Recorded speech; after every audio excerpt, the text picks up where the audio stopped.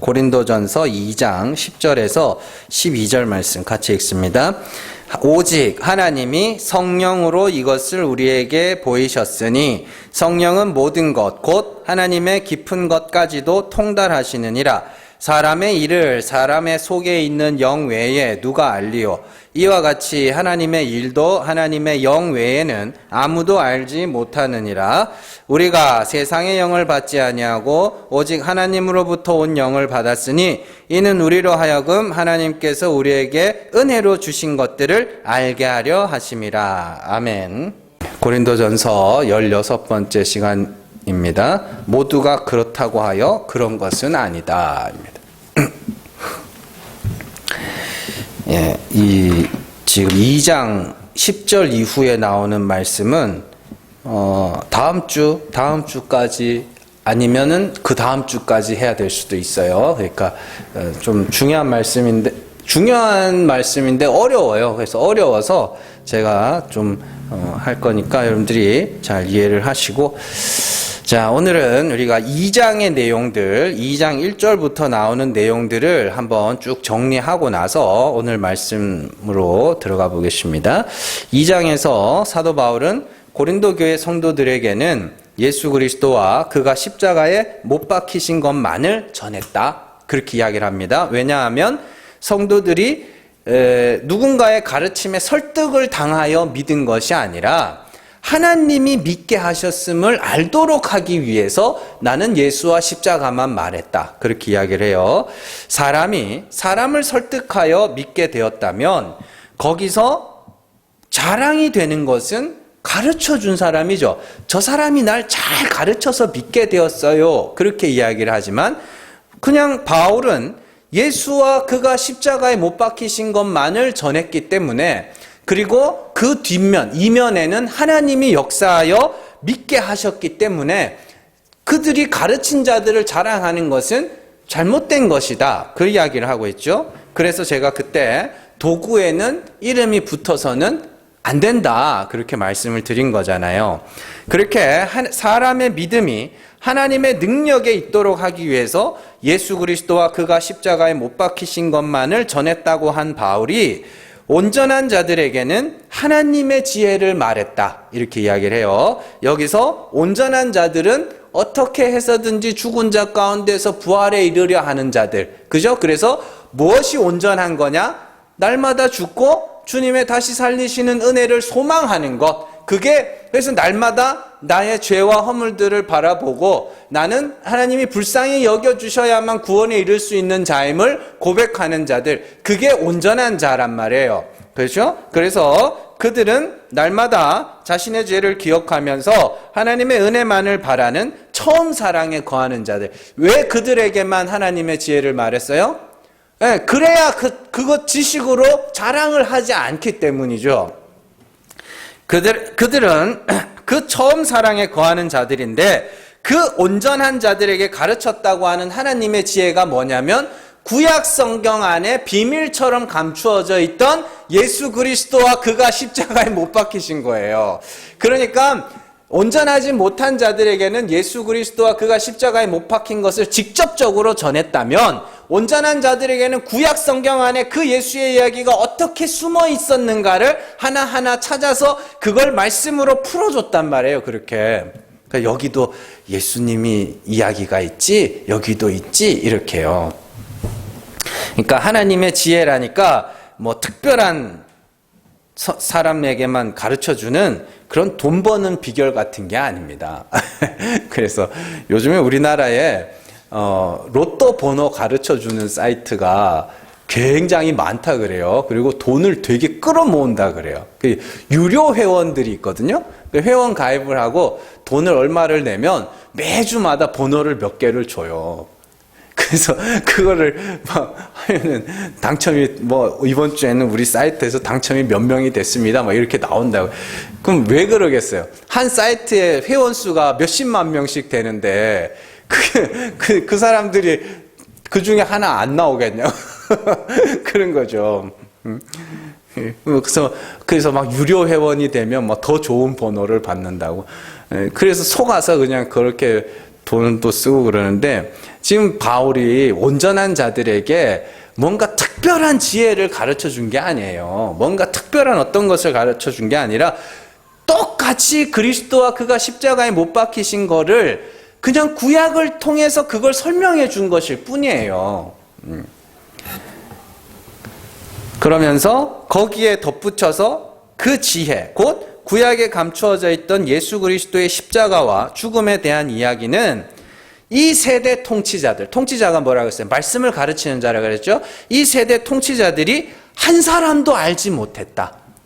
만일 그들이 그 하나님의 지혜를 알았다면, 만약에 그들이 구약 성경에 비밀처럼 감추어져 있던 그 예수 그리스도를 그들이 그걸 알았다면 예수님을 죽이지 않았을 것이다. 그렇게 이야기를 해요. 그러면서 구약의 말씀을 인용하여 하나님이 자기를 사랑하는 자들을 위하여 예비하신 것은 사람이 보지도 듣지도 못하고 생각지도 못한 것이다 라는 말이 이루어졌다. 이렇게 이야기를 해요. 그러니까 예수님이 이 세상에 오신 이유가 뭐냐면 여러 가지 이유들이 있습니다. 예수님은 단순하게 그냥 십자가에 못 박히시기 위해서만 오신 건 아니에요. 많은 이유가 있어요. 여러 이유들 중에 하나가 뭐냐면 예수님은 하나님이 나타내시기 전에, 그러니까 성령을 부으시기 전에 하나님을 안다, 성경을 안다고 하는 자들이 사실은 몰랐다는 걸 증명하기 위하여 오신 것이에요. 뭔 말인지 아시겠어요? 분명히 믿음이라는 것, 하나님은 죽은 자를 살리시는 이라는 그 하나님은 하나님이 성령을 통하여 나타내시기 전에는 몰라야 되는 거거든요. 그런데 성령이 부으시기 전에도 안다 하는 자들이 있었잖아요. 그죠? 그래서 너네가 아는 게 사실은 아는 게 아니라는 걸. 그래서 하나님이 말씀이 육신이 되어, 뭐 하나님이잖아요. 말씀이 육신이 되어 이 땅에 왔는데 아무도 못 알아봐요. 그게 맞는 거예요. 그래서 택하신 자들에게만 성령을 부어 그걸 알게 하시는 거예요. 예. 여러분들이 잘 이해를 하셔야 되는 거예요. 자, 그래서 예수님은 자신이 이 땅에 오신 이유를 사람들이 보아도 보지 못하고 들어도 듣지 못하게 하기 위함이라 이렇게 말씀을 하는 거예요. 마태복음 13장으로 한번 가보세요. 마태복음 13장 13절에서 14절 말씀입니다. 자, 같이 읽습니다. 그러므로 내가 그들에게 비유로 말하는 것은 그들이 보아도 보지 못하며 들어도 듣지 못하며 깨닫지 못함이니라. 이사야의 예언이 그들에게 이루어졌으니 일렀으되 너희가 듣기는 들어도 깨닫지 못할 것이요 보기는 보아도 알지 못하리라. 아멘. 이렇게 돼 있죠. 그러니까 예수님이 이 땅에 오셔서 비유로 말씀하시는 이유는 못 알아듣고 못 보게 하기 위해서, 그리고 제자들에게만 그걸 알려주신다고 그러죠. 예, 그렇게 제자들, 택하신 자들의 대표들이란 말이에요. 12제자, 12지파. 12지파는 뭐 이스라엘이란 말이에요. 자, 그러니까 전체 교회를 대표하는 게 제자들이에요. 그들에게만 어떻게 해요? 비유를 풀어주신단 말이에요. 설명을 해주시는데 그 풀어준 것도 그들이 알아들어요, 못 알아들어요? 못 알아들어요. 그러니까 성령이 임하기 전에는 그걸 알아들으면 안 되는 거예요. 근데 누군가가 성경을 통하여 하나님은 이런 분이지, 하나님 나는 이런 거지, 우린 이렇게 살아야지, 이렇게 가르치는 자가 있잖아요. 그러면 그들의 지식이, 그들이 아는 하나님의 지식이 틀렸음을 증명해야 될 거 아닙니까? 그래서 예수님이 이 땅에 오셔서, 하나님이 이 땅에 오셨는데 아무도 그 하나님을 알아보는 자가 없었더라. 그게 맞는 거예요. 그런데 재미있는 것은 사도 바울도 이 예수님이 인용한 이사야의 말씀을 똑같이 인용하여서 유대인들을 책망하는 모습이 나옵니다. 자, 사도행전 28장 23절에서 28절 말씀입니다. 같이 읽습니다. 그들이 날짜를 정하고 그가 유숙하는 집에 많이 오니 바울이 아침부터 저녁까지 강론하여 하나님의 나라를 증언하고 모세의 율법과 선지자의 말을 가지고 예수에 대하여 권하더라. 그 말을 믿는 사람도 있고 믿지 아니하는 사람도 있어 서로 맞지 아니하여 흩어질 때에 바울이 한 말로 이르되 성령이 선지자 이사야를 통하여 너희 조상들에게 말씀하신 것이 옳도다. 일러스되 이 백성에게 가서 말하기를 너희가 듣기는 들어도 도무지 깨닫지 못하며 보기는 보아도 도무지 알지 못하는도다. 이 백성들의 마음이 우둔하여져서 그 귀로는 둔하게 듣고 그 눈은 감았으니 이는 눈으로 보고 귀로 듣고 마음으로 깨달아 돌아오면 내가 고쳐줄까 함이라 하였으니 그런즉 하나님의 이 구원이 이방인에게로 보내어진 줄 알라. 그들은 그것을 들으리라 하더라. 아멘. 바울이 로마에 도착해서 셋집이라고 되어 있습니다. 셋집에 감금당한 채로 유대인들이 찾아와요. 사도 바울을. 네가 하나님 나라의 복음을 전한다면서 이렇게 찾아와요. 그러자 바울이 모세의 율법과 선지자의 말을 가지고 뭐 했다 그래요? 예수에 대하여 권하였다. 그죠? 구약을 갖고 지금 고린도전서의 표현대로 하면 하나님이 감추어뒀던, 은밀하게 감추어두었던 그 하나님의 지혜, 그죠? 구약과 율법과 선지서에 기록된 예수 그리스도에 대한 이야기들을 그들에게 설명을 해줬다. 그랬더니 유대인들이 어떻게 됐어요? 반으로 갈라지죠. 믿는 자가 있고 믿지 않는 자가 있어. 그들이 맞지 않았다. 그 뭐냐면 이렇게 틀어졌다, 갈라졌다는 뜻이에요. 그들이 갈라져서 서로 흩어졌다, 이렇게 이야기를 해요. 그때 바울이 이사야의 말씀을 인용해서 보아도 보지 못하고 들어도 깨닫지 못한다, 그렇게 이야기를 해요. 그러면 보아도 보지 못하고 들어도 듣지 못하는 말씀을 전하는 이유가 뭐예요? 바울도 알잖아요. 뭐에 전하는 거예요? 하나님이 택하신 자들만 그것을 알아들을 수 있다라는 이야기예요.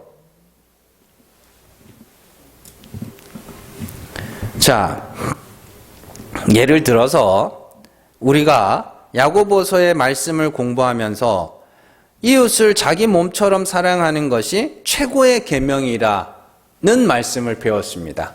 그죠? 그 계명은 구약 성경에 나오는 계명이죠. 그리고 율법의 강령, 최대 강령이 모든 율법 하여튼 최고의 계명이에요. 그런데 처음 그 말씀을 접하면 그건 내가 지켜야 할 법으로 보입니다. 그죠? 내가 지켜야 할 법으로 보여요. 그래서 여러분들이 매일 교회 오면 이웃을 사랑합시다. 이웃을 사랑합시다. 내 몸 가치는 쏙 빼버리고 이웃을 사랑합시다. 이웃을 사랑합시다. 그렇게 이야기를 해요. 그런데 사실 인간은 이웃을 자기 몸처럼 사랑할 수 없는 철저히 이기적인 존재들입니다. 이웃을 사랑하는 흉내는 내보고 한두 번은 사랑할 수 있는데 사실은 내 몸처럼은 못 사랑한다니까요. 그러면 죄인이네요, 다. 그런데 예수님이 오셔서 택하신 자들을 자기 몸으로 삼아, 자기 아내로 삼아 사랑해 주셔요. 십자가에서. 그럼 어떻게 돼요? 이제는 그 법이 내가 지켜야 할 법이 아니라 그리스도께서 완성하시고 그리스도를 의지하라는 법이, 그리스도를 의지하는 법이 돼버렸네? 그리스도의 몸이 되면 되네, 내가? 그렇게 바뀌는 거예요. 이렇게 설명하면 사람들이 이제 한 세 종류로 나뉘죠. 전혀 못 알아듣거나, 전혀 진짜 기가 막힌, 이건 제가 경험을 해봤기 때문에 알아요. 설교를 들어도 도대체 무슨 말을 하는지 기억이 안 나는 설교들이, 제가 이렇게, 여러분들은 교회를 이렇게 정하셔서 다녔잖아요. 그죠? 정해서 근데 저는 이렇게 신학교를 거치고 이렇게 하면서 정말 여러 목사님들, 여러 교수님들의 설교를 들어봤거든요. 그래서 얼마나 많은 종류의 설교를 들어봤겠어요. 근데 하나도 기억이 안 나요. 뭔 말인지도 몰라요, 사실.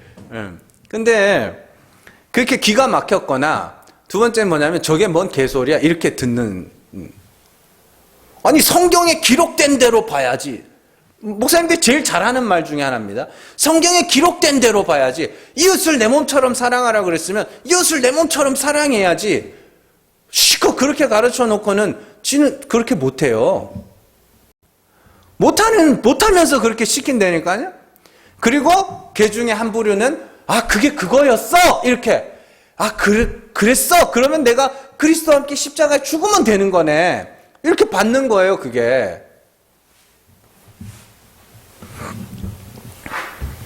왜냐하면 인간들은 율법을 지켜야 할 계명으로밖에 보지 못하기 때문이에요. 그러나 성경은 성도를 그리스도의 신부라, 또 신부는 머리이신 그리스도의 몸이라, 그래서 신랑이 신부를 사랑하는 건 자기를 사랑하는 거다. 그럼 그 신랑은 예수 그리스도고 신부는 교회다. 그럼 우리는 그리스도의 사랑을 받으면 되네요. 그러니까 하나님 사랑이나 이웃 사랑이나 똑같은 거네요. 우리가 하나님이 아들을 통하여 우리를 사랑해 주셨고 우리는 그 사랑을 받아 하나님께 감사와 찬송으로 예배하면 그게 뭐예요? 하나님을 사랑하는 거고, 마찬가지죠. 예수 그리스도께서 우리의 죄와 허물을 대신 지길 십자가에 오르셨고 우리는 내 죄와 허물들을 고백하며 십자가에서 같이 죽으면 그러면 되는 거네요. 근데 그래도 아니지 않나? 이렇게 이야기를 해요. 그래서 그 계명을 사람이 지켜야 할 계명으로밖에 보지 못하는 자들은 율법 교사처럼 끊임없이 내 이웃이 누구입니까? 내 이웃이 누구입니까?를 찾아요. 진짜로 이렇게 사랑에 대한 설교가 교회에는 굉장히 넘칩니다. 굉장히 넘쳐요. 사랑에 대한 설교가. 그래서 이웃을 내 몸처럼 사랑합시다. 말이야 좋죠. 그러면 그 설교를 듣는 사람들의 마음에는 다 그래서 내 이웃이 누구지? 저 어려운 장애인들인가? 누군가? 그 내 이웃이 누구냐고요. 그래서 아무도 안 가르쳐줘요. 아무도. 예수라니까요. 예수의 사랑을 받아 그 사랑에 감사하면 그게 이웃 사랑이라고요. 그렇게 그리스도의 지체인 교회들에게는 이웃 사랑이 아닌 새 계명이 주어지는데 뭐요? 서로 사랑이라고요. 그게 이웃 사랑이랑 다른 거라니까요. 하나님 사랑, 하나님은 아들로 사랑해 주시고 아들은 우리를 자기의 몸으로 삼아 자기처럼 사랑해 주시고 그런 후에 그리스도의 지체들에게 뭐요? 서로 사랑이 주어진다고요. 이게 새 계명이잖아요. 그래서 서로 사랑은 뭐예요? 안으로 교회에서는 외모로 판단치 않으며 차별을 두지 않고 모두가 그리스도로 말미암아 구원에 이른다는 것을 인정하는 것이 그것이 교회 안에서의 서로 사랑이며 교회 밖으로는 사람을 차별하지 아니하고 모든 사람들에게 하나님의 온전하신과 같이 하나님이 어떻게 해요? 비를 악인과 선인에게 해를 의인과 불의한 자에게 죄인에게 골고루 주듯이 우리가 그 진리를 그 복음을 그 하나님이 어떤 분인지를 골고루 나눠줄 수 있으면 그게 우리에게 주어진 새 계명 서로 사랑이란 말이에요. 그렇게 서로 사랑하는 중에 형제가 굶주릴 때 먹을 것을 주기도 하고 어려울 때 도와주기도 하고 그러는 거죠. 그게 무슨 대단한 어떤 영생에 이르게 하는 그런 게 아니라니까요. 영생에 이르게 하는 계명은 뭐예요? 이웃사랑이라고 딱 정해주잖아요. 그러니까 이렇게 설명을 해주면 이거를요 어려워서 못 알아듣는 게 아닙니다. 왜 못 알아듣냐면 그건 내가 해야 되는 거지라는 그 마음 때문에 못 알아듣는 거예요. 이건 하나도 안 어렵다니까요. 그냥 예수 믿는 거예요. 난 예수 아니면 아무것도 아닌 그런 예수 그리스도의 지체일 뿐입니다. 그렇게 고백하는 게 이웃사랑인데 그걸 못하는 거예요. 왜요? 그건 내가 해야 되는 거지. 내가 내 몸처럼 다른 사람을 사랑해 줘야 되는 거지 라고 그렇게 그 계명을 읽고 있기 때문에 그렇게 이웃사랑이라는 계명만을 가지고도 예수 그리스도와 교회의 이야기로 풀어주면 사람들은 둘로 갈리게 됩니다. 그렇구나. 그게 그 말이었구나. 그러면 내가 그리스도와 함께 죽어야 되겠네. 그리스도와 합하여 십자가에서 죽어야 되겠네. 거기가 우리 결혼식장이었구나. 그 골고다 언덕 그 십자가가 내 결혼식장이었구나. 그렇게 그리스도와 함께 죽겠다고 하는 자들이 있을 것이고, 그래서 그 자리에서 하나님의 긍휼을, 주의 이름을 부르짖는 자가 있을 것이고, 그들은 구원에 이르고 누구든지 주의 이름을 부르는 자는 구원을 얻으리라. 그게 그 말 아닙니까? 어떤 자들은 말도 안 되는 소리야, 우리가 해야 되는 거지, 그러면 절에 가는 거고요. 절이랑 똑같다니까요. 유교도 똑같은 애요. 그 절에 가든 뭐 유교의 서당에 가든 뭐 교회당 예배당에 있든 무슨 차이가 있냐고요. 그러면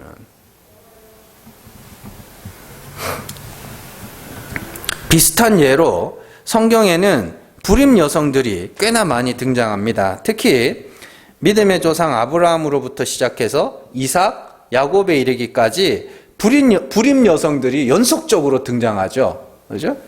그런데 이 불임 여성들은 동일하게 하나님의 은혜로 출생하게 됩니다. 아들을. 자, 사라는 여러분들이 잘 아시는 바와 같이 생리가 끊어질 때까지 아들을 낳지 못하다가 하나님의 은혜로 아들을 낳게 되죠. 이삭의 아내 리브가도 아들을 낳지 못하다가 이삭이 기도하여 하나님이 그 태를 열어 아들을 낳게 됩니다. 야곱의 아내 라헬 역시 임신하지 못하다가 하나님이 라헬을 불쌍히 여기셔서 그의 태를 열어 아들을 낳게 하십니다. 창세기뿐만 아니라 사사기에서도 삼손의 어머니가 아들을 낳지 못하다가 하나님의 사자가 와서 아들을 낳을 것이다. 또 그래서 삼손을 낳는 이야기가 나오고, 또 유명한 한나의 경우에도 아들을 낳지 못하다가 하나님이 한나의 태를 열어 아들을 낳게 하는 이야기가 나와요.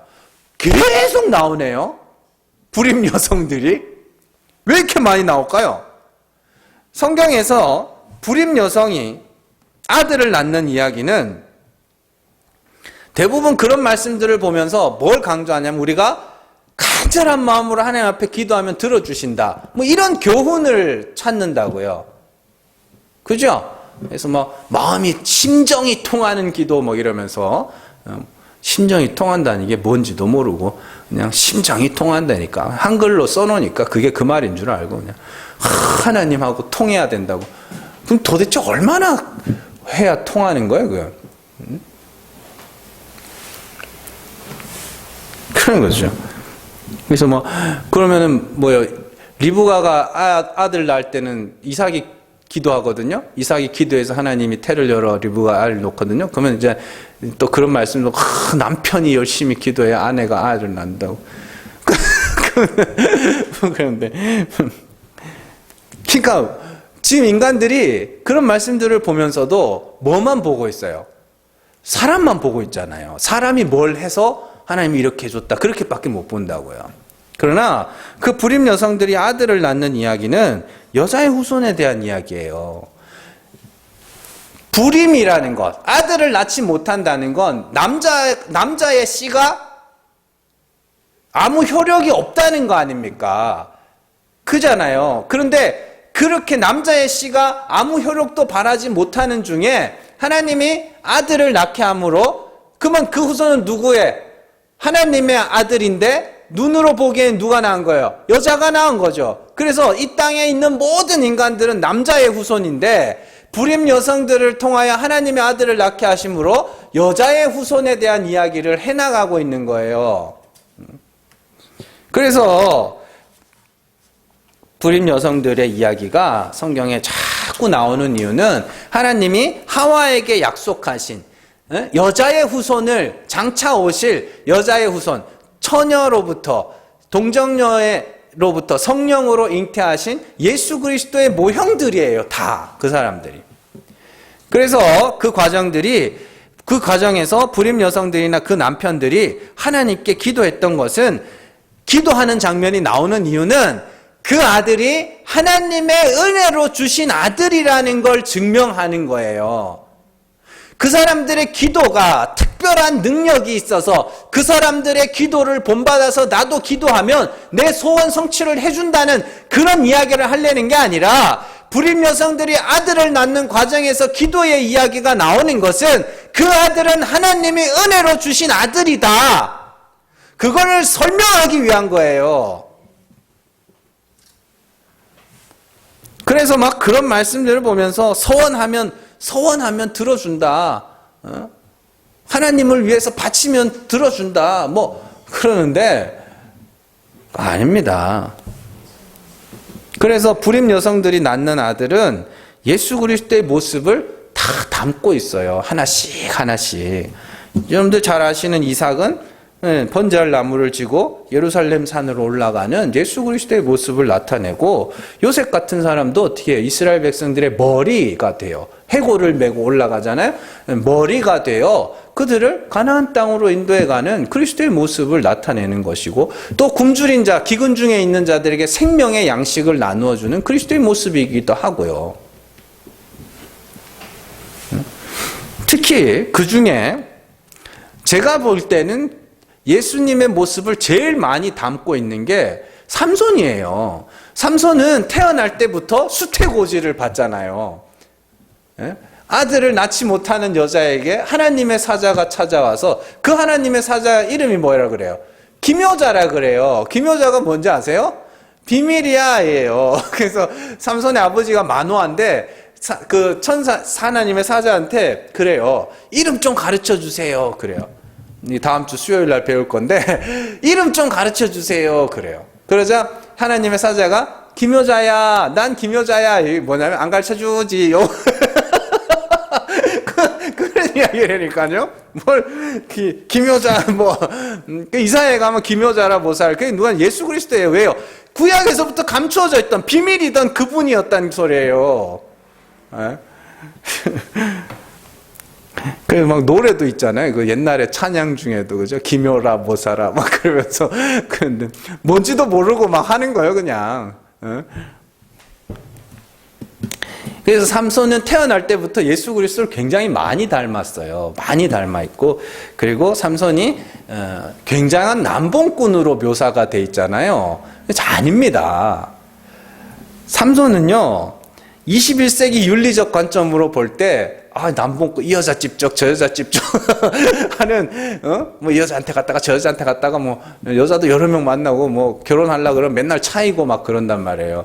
그게 누구의 이야기냐면, 신랑 대신 예수와 신부인 교회의 이야기예요. 지금 이스라엘 백성들이 누구랑 간음하고 있었어요? 삼손 당시에. 블레셋이랑 간음하고 있었죠. 어떻게 해요? 삼손을 잡아다가 블레셋에게 갖다 바친 게 누구예요? 이스라엘 사람들이라니까요. 왜 갖다 바쳐요? 네가 자꾸 블레셋 사람 괴롭히니까 블레셋이 우리 싫어할 것 같아. 그러면서 삼손 갖다 바친다니까요. 그래서 그렇게 행음하는, 이사야에서 음행은 전부 그 우상 숭배를 이야기합니다. 그렇게 블레셋을 쫓아가는 그들을 보고 어떻게 해요? 삼손이 와서 신부들을 찾아가는 거예요. 그 이야기라니까요. 자, 사사기 13장을 한번 가보세요. 사사기 13장 24절에서 14장 4절까지 같이 읽습니다. 그 여인이 아들을 낳음에 그의 이름을 삼손이라 하니라. 그 아이가 자라매 여호와께서 그에게 복을 주시더니 소라와 에스다올 사이 마하네단에서 여호와의 영이 그를 움직이기 시작하셨더라. 삼손이 딥나에 내려가서 거기서 블레셋 사람의 딸들 중에서 한 여자를 보고 올라와서 자기 부모에게 말하여 이르되 내가 딥나에서 블레셋 사람의 딸들 중에서 한 여자를 보았사오니 이제 그를 맞이하여 내 아내로 삼게 하소서 하매 그의 부모가 그에게 이르되 내 형제들의 딸들 중에나 내 백성 중에 어찌 여자가 없어서 네가 할례 받지 아니한 블레셋 사람에게 가서 아내를 맞으려 하느냐 하니 삼손이 그의 아버지에게 이르되 내가 그 여자를 좋아하오니 나를 위하여 그 여자를 데려오소서 하니라. 그때에 블레셋 사람이 이스라엘을 다스린 까닭에 삼손이 틈을 타서 블레셋 사람을 치려 함이었으나 그의 부모는 이 일이 여호와께로부터 나온 것인 줄은 알지 못하였더라. 아멘. 24절 소라와 에스다올 사이 마하네단에서 여호와의 영이 그를 움직이기 시작하였더라. 이때부터 일어난 모든 일이 성령의 움직이게 하심에 따라 일어난 일이란 말이에요. 그래서 그 일이 14장 4절에 여호와께로부터 나온 일이라 그러잖아요. 그러니까 그 뒤에 나오는 모든 이야기들도 삼손이 막 자만해가지고 자기 힘을 믿고 그런 이야기가 아니라 그리스도라는 신랑과 신부인 교회의 이야기를 그림자처럼 모형으로 설명해주고 있는 이야기란 말이에요, 이게. 그래서 마지막에 어때요? 삼손이 죽잖아요. 삼손이 죽어 블레셋을 물리치는 이야기가 나오잖아요, 마지막에. 이렇게 삼손의 이야기들을 예수 그리스도의 이야기로 풀어주면 뭐라 그러겠냐고요. 그러면 우리가 삼손처럼 살아야 된다. 살지 말아야 된다. 그 이야기가 아니라 그걸 통해 예수를 보라고. 그런 이야기예요. 또 우리가 성경을 그런 교훈이 담겨 있는 동화책 보듯이 하는 중에 그 말씀들을 통하여 예수 그리스도의 십자가와 부활, 그리고 죽은 자를 살리시는 은혜의 하나님에 대한 이야기로 풀어주던 자들이 누구였냐면 사도들이었다. 그 이야기예요. 그런데 그들이 처음부터 그렇게 성경을 보게 된 것이 아니라 어떻게 해요? 하나님의 성령이 그것을 우리에게 보여주셨다. 그게 오늘 말씀 10절에 나오는 말씀이잖아요. 오직 하나님의 성령으로 이것을 우리에게 보이셨으니 이것이 뭐예요? 그 위에 하나님이 자기를 사랑하는 자들을 위하여 예비하신 모든 것. 그러면 하나님이 자기를 사랑하는 자들을 위하여 예비한 게 뭐예요? 예수 그리스도. 그건 어디 있었는데요? 구약에 은밀한 가운데 있는 하나님의 지혜, 곧 창세전에 감추어져 있던 것. 구약 안에 감추어져 있던 예수 그리스도가 하나님이 그를 사랑하시는 자들 위하여 예비하신 것이고, 그건 보통의 사람들이 보아도 보지 못하고 들어도 듣지 못하는 중에 하나님의 성령이 그걸 우리에게 나타내셨다. 그게 10절, 그게 6절부터 내려오는 말씀의 흐름이잖아요.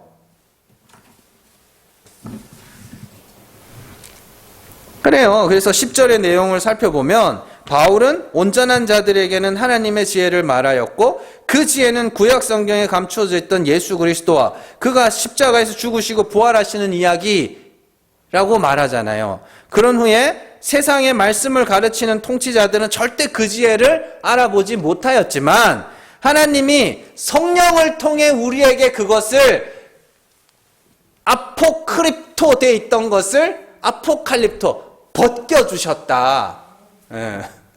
그래서 성령 받은 자들은 성경을 구약을 딱 펼치면 이제 성령을 받은 자들은 뭘 하게 되냐면 그 속에서 이건 내가 이렇게 행해야 되는 거구나, 저런 이렇게 살아야 되는구나, 여기선 이런 교훈을 받고 저기선 저런 교훈을 받고가 아니라 여기에 예수 그리스도의 이야기가 있구나, 여기도 예수 그리스도 이야기가 있었구나, 우리는 그리스도에 의하여 구원받아야 될 그 지저분한, 그 더러운, 죄 많은 이스라엘 백성들에 불과한 자구나.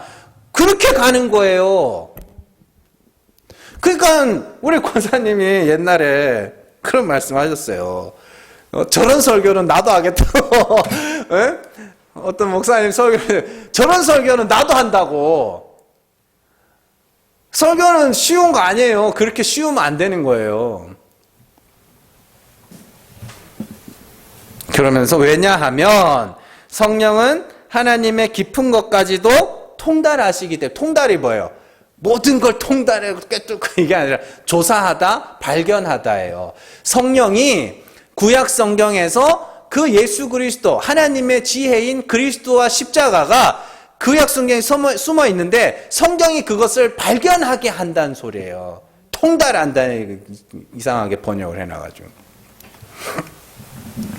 그렇다면 성령이라는 것은 도대체 뭐냐? 성령이라는 건 복잡하게 생각할 거 없이 하나님의 계시예요. 자기 계시. 계시라니까 여러분들 이것도 참 많이 오해된 단어인데, 계시라니까 하나님이 뭔가를 막 말해주는 걸 계시라 그러는데 그게 아니라 하나님이 그걸 우리에게 비춰주셨다, 밝혀주셨다. 뭔 말인지 아시겠죠? 하나님도 몰랐잖아요. 하나님이 어떠한 분인지 우리에게 밝혀주신 것, 그걸 성령이라 하고, 성령은 곧 진리라 하고, 하나님은 영이라. 그러한 하나님의 자기 계시를 다른 말로 하나님의 말씀이라고도 하고, 그것을 하나님의 영광이라고도 하고, 하나님을 알만한 것이라고도 하는 거예요. 그러니까 다 같은 거예요, 이게. 그래서 성령을 설명하면서 사람의 일과 사람의 영의 이야기가 나와요. 그게 이제 11절이죠. 사람의 일을 사람의 속에 있는 영 외에 누가 알리요? 이와 같이 하나님의 일도 하나님의 영 외에는 아무도 알지 못하니라. 여기서 일 이렇게 돼 있는데 일이란 단어는 없어요.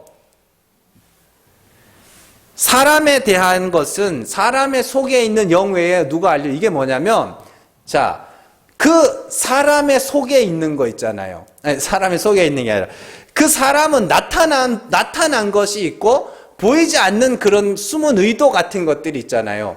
근데 그 보이지 않는 마음의 생각과 그런 것들을 그 사람이 나타내기 전에는 어떻게 내가 그 사람을 알겠니? 그래서 그걸 나타내는 걸 뭘로 나타내요, 사람이? 내 속에 있는 걸 뭘로 나타내요? 말로 나타내잖아요. 그래서 말씀이라고도 하고 영이라고도 하는 거예요. 그걸 다 같은 거라니까요. 그래서 마지막 절에 16절. 자, 12절에 보시면 우리가 세상의 영을 받지 아니하고 오직 하나님으로부터 온 영을 받았다. 이렇게 이야기를 하면서도 16절에는 누가 주의 마음을 알아서 주를 가르치겠느냐? 그러나 우리가 그리스도의 마음을 가졌다. 그러니까 마음, 영, 말씀 다 같은 거예요. 그러니까 여기서 성령은 또 성령이 다 그렇게만 쓰이는 것도 아닙니다. 보이는 것과 보이지 않는 것 할 때도 영이라고 쓰고 굉장히 다양하게 쓰는데 최소한 여기서는 하나님의 계시, 하나님의 자기 계시, 그걸 성령이라고 이야기를 하는 거예요. 하나님의 나타내심, 조명이라고 해도 되고 다 같은 거예요. 하나님이 깨닫게 하셨다라고 해도 되고. 자, 그래서 사람의 그 속에 있는 거를 그 사람이 말하기 전에, 말로 나타내기 전에 어떻게 우리가 그 사람을 알 수 있겠어? 마찬가지로 하나님의 일이 아니라 하나님에 대해서는 하나님이 나타내시기 전에는 아무도 알지 못하는 거지. 자, 그래서 바울은 10절에서는 하나님의 성령으로 하나님의 지혜를 보이셨다 이렇게 하면서 16절에서는 우리가 주의 마음을 가졌다 이렇게 해요. 어떻게 주의 마음을 가져요? 하나님의 우리를 향한 마음을 나도 가져서 그들을 향해서, 그런 좀 하지 말고 주의 마음을 가지면 뭘 한다 그래요? 주를 가르친다 그러잖아요. 그게 영이라니까요. 그러니까 너무 신비한 것들만 자꾸 상상하시는데 신비한 게 있긴 있어요. 있긴 있는데 성경이 지금 뭘 이야기를 하는지 알아야 될 거예요. 지금 하나님이 그것을 우리에게 가르쳐 주시지 않았으면 우리가 그걸 알 수 없었다라는 그 말을 하고 있잖아요. 자, 그래서 성령을 하나님의 자기 계시라고도 말하고 하나님의 말씀이라고도 하고 하나님의 마음이라고도 하는 거예요. 그런데 중요한 것은 그런 하나님의 말씀은 살았고 운동력이 있다 그래요. 그래서 그 하나님의 말씀은 반드시 그 말대로 되는 힘이 있어요. 그게 창조 사역이잖아요. 태초에 하나님이 천지를 창조하실 때 하나님이 말씀하셔서 빛이 있으라 말씀하시니까 빛이 있었죠. 마찬가지입니다. 하나님의 말씀에 여러분들 하나님의 영이 하나님의 계시가 여러분들 마음에 딱 떨어지면 그 말대로 돼요. 근데 하나님이 나타내신 그 하나님이 어떤 분이에요? 죽은 자를 살리시는 하나님이잖아요. 그러면 그 말이 여러분들 안에 딱 떨어지면 어떻게 돼요? 그 말이, 그 영이 여러분들을 죽은 자 가운데서 살려내는 방향으로 끌고 간다. 그렇게 이야기하는 거예요. 그래서 말씀이 살았고 운동력이 있다. 하나님의 말씀에는 능력이 있다. 그렇구나. 그래서 성경 말씀에는 능력이 있어서 베고자 하면 성경을 베고자 하면 가위도 안 눌리고 차에 들고 다니면 사고도 안 나고. 그 말 하는 게 아니에요. 이거는 아무것도 아니에요, 이거. 무슨 미신처럼 부적처럼 그렇게 들고 다니냐고. 아니라니까. 이걸 통하여 여러분들이 하나님이 어떠한 분인지를 깨달았을 때, 여러분들이 깨달은 그 하나님이 여러분들 안에 역사하셔서 그 하나님과 올바른 관계를 맺게 하는, 그게 하나님의 말씀의 능력이라고 하는 거지. 성경에 뭔 능력이 있어요? 이거 누가 그러더만 옛날에 그런 목사님들 이렇게 설교할 때 목사님들 비유가 다 책에 나와요. 저는 그런 책 되게 싫어하거든요. 거짓말들이 하도 많아가지고.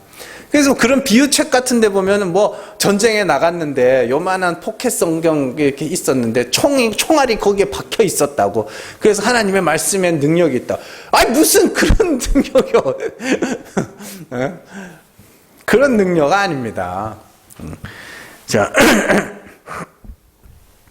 자, 그런데 중요한 거, 다시 오늘 말씀으로 돌아오셔서 12절을 보시면, 잘 보세요. 우리가 세상의 영을 받지 아니하고 하나님으로부터 온 영을 받았다. 이렇게 돼 있어요. 세상으로부터 온 영은 뭐예요? 네?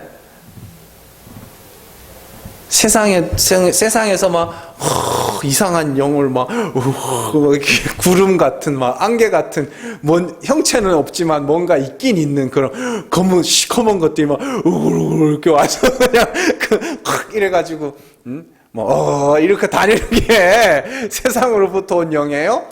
그러니까 이거를 모르니까 이런 것들을 해석을 못하는 거예요. 세상으로부터 온 영이라는 게 뭐냐면, 세상이 알고 있는, 미루어 짐작하고 세상이 추측하는 하나님, 그 하나님이 있다면 그런 분이겠지 하는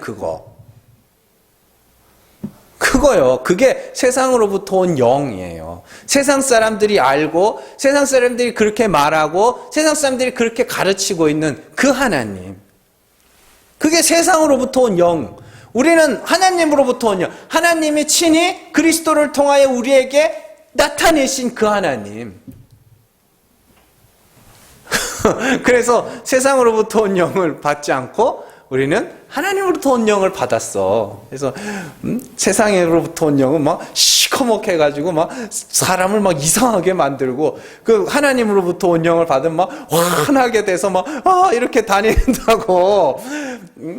그러면 오늘 말씀하고 아무 상관이 없잖아요. 그래서 하나님으로부터 온 영을 받아서 어떻게 됐다 그래요? 이는 우리로 하여금 하나님께서 우리에게 은혜로 주신 것들을 알게 하려 하심이라. 은혜로 주신 게 뭔데요? 그 앞에 나오는 하나님이 자기를 사랑하는 자들을 위하여 예비하신 것. 누구요? 예수 그리스도.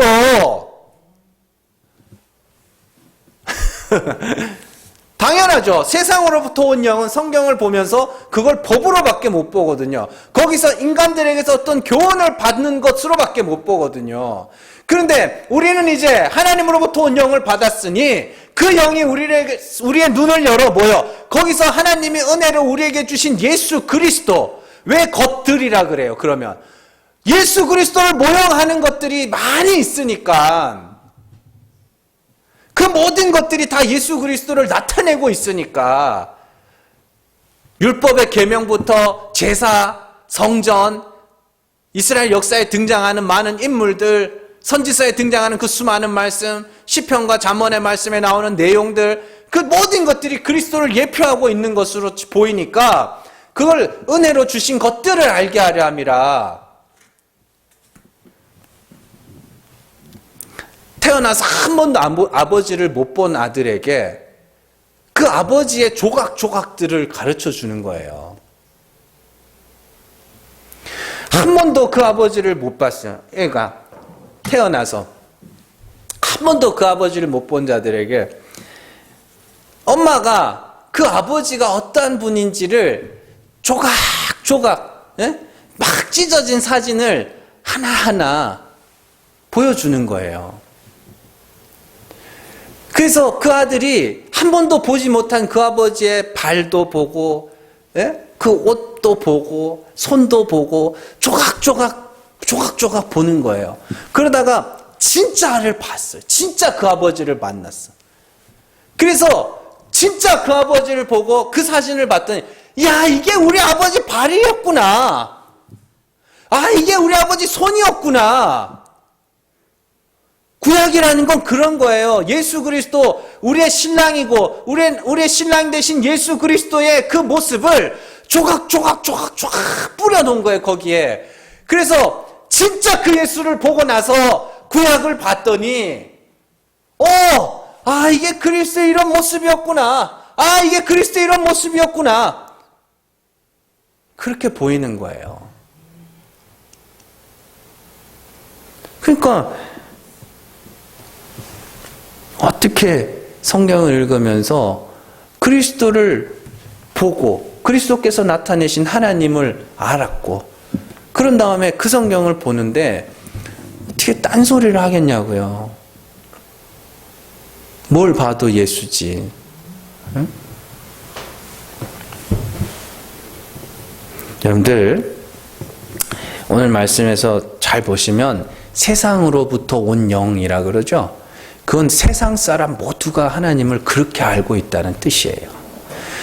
하나님이 택하신 자들, 하나님이 자기를 사랑하는 자들이, 이렇게 하나님을 사랑하는 자 누구예요? 하나님의 사랑을 받아 하나님께 감사와 찬송으로 예배하는 자들이 하나님을 사랑하는 자들이라고 그랬죠. 그래서 그 하나님의 사랑하심을 받는 자, 하나님의 택하신 자, 하나님이 부르신 자, 그 자들 외에는 온 세상이 하나님을 오해하고 있어요. 그래서 그 사람들이 알고 있는 하나님을 한마디로 요약한 게 율법의 하나님 아닙니까? 사람이 착하게 살아야 천국에 가지. 전부 그거 아닙니까? 세상이 모두 합심하여 하나님을 율법의 하나님이라 말하고, 또 오늘날 세상에서는 온 세상이 합심하여 하나님이 없다고도 이야기를 합니다. 그런데 그런 와중에 하나님이 우리 택하신 자들에게 비춰주신 거예요. 은혜가 뭔지 알아? 긍휼이 뭔지 아니? 죽은 자를 살리시는, 나는 죽은 자를 살리는 하나님이야. 나는 긍휼이 풍성한 하나님이야. 너는 내 은혜를 구하고 죽어. 그런 거예요. 그걸 우리가, 하나님이 그 빛이 비쳤잖아요. 일어나라, 빛을 발하라. 왜요? 이는 네 빛이 이를 얻고 여호와의 영광, 그 빛이 여호와의 영광이라니까. 여호와의 영광이 내 위에 임하였다. 그러니까 뭐 하라고요? 빛을 비춰라.